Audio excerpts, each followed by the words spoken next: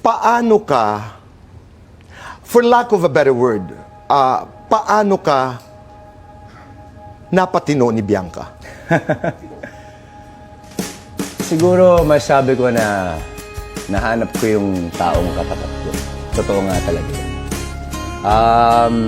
Akala ko po dati hindi totoo yun. Akala ko dati, siguro nung bata ako, iniisip ko, gusto ko po magkaanak pero parang hindi ko kayang mag-settle with a girl na siya lang habang buhay.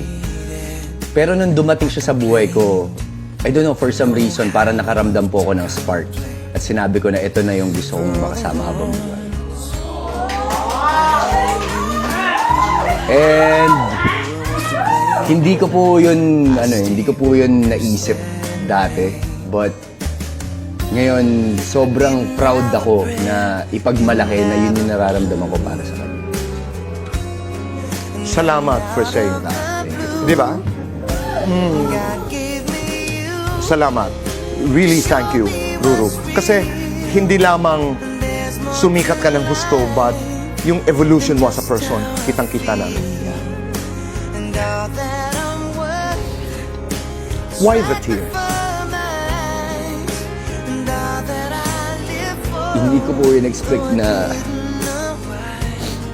mararating ko po yun kung nasan ako ngayon. Dati, parang hindi ko makakalimutan na sa loob ako ng church. At ang harap lang ako na sabi ko, Ama, sana maging artista po ako kasi gusto ko matulungan yung pamilya ko. Na kahit bata pa lang ako, gusto ko na po sila matulungan. Pero ngayon, hindi lang po yun yung binigay niya sa akin. Yung mga iba ko pang pinapangarap sa buhay, binigay niya rin sa akin. Kaya sobrang bait po niya. Kaya sabi ko, lahat po ng mga natutunan ko, lahat ng mga blessings na natatanggap ko, hindi ko po alam kung baka ito po yung magiging katungkulan ko sa mundong ito, pero gagamitin ko po yun sa kabutihan.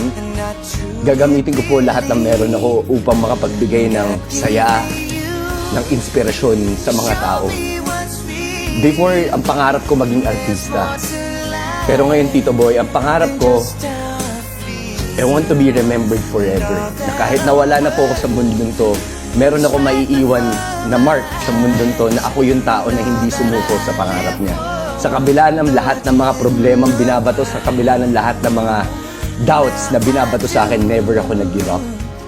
And gusto ko rin makilala bilang isang tao na nakatulong din sa mga tao na makamit din nila ang kanilang mga pangarap, yung mga tao na hindi naniniwala na makakamit nila yun, pero still, nilaban po nila para matupad ang kanilang mga pangarap.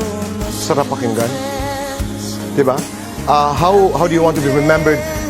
Another way of saying that is, he didn't surrender. He didn't surrender. He made it. And he was a good man. Sarap. Siya nga pala mga mare, naka-withdraw na naman kasi ako ng 12,300 dito sa paborito kong larong Diamond Game. O syempre, ano pa nga ba yung bago dyan? Dito pa rin sa color game yung paborito ko talagang laruin. Ito kasi kailangan mo lang mamili ng isang kulay, tapos kapag lumabas yun, mananalo ka na. Imagine kung tatayakan ng 500 pesos, magiging 1K siya, diba? Mananalo ka talaga ng napakalaki dito kahit nasa bahay ka lang. Sa mga gustong mag-try maglaro, pwede kayo dito mag-register. Okay, copy lang po yung referral ID na nasa screen at ibigay mga details na kailangan. Make sure lang po na tama yung referral ID Bago ka naman maglaro, kailangan mo muna dito mag-cash in kahit 100 lang. Ka-cash in kasi talaga, kailangan lang din ng GCash number mo tsaka yung password ng game. Kapag nanalo ka naman, pwede ka rin dito mag-withdraw. Syempre, pera mo yan. Siya nga pala, sa mga interested pong maglaro, may link ako sa comment section.